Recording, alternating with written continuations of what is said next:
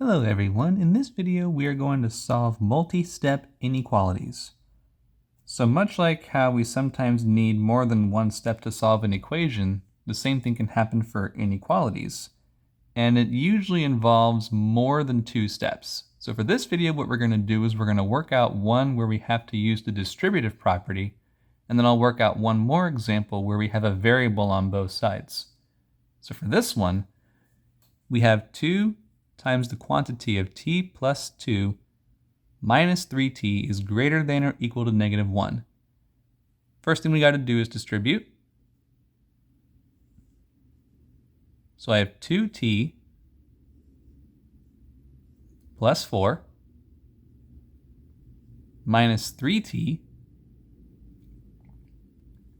is greater than or equal to negative 1. Right off the bat, I see that I have some terms that can combine together. 2 minus 3, that's negative 1. You can simply write it as negative t. Copy and paste the plus 4 and everything else. Go ahead and subtract 4 from both sides. This gives you negative t greater than or equal to negative 5. Now, we don't want a negative leading coefficient, so what we're going to do is multiply by negative 1.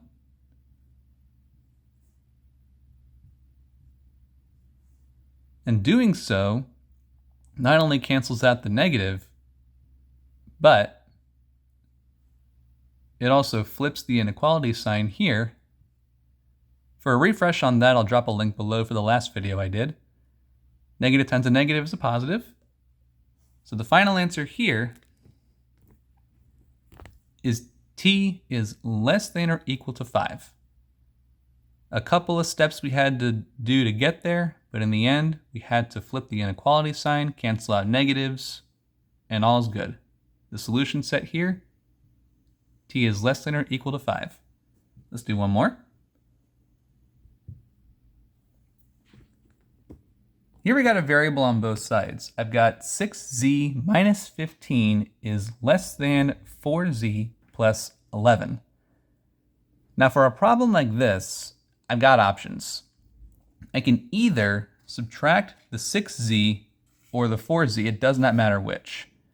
As a personal preference, if I had the chance to get a positive leading coefficient, I do it. Sometimes that may not happen, and that's okay.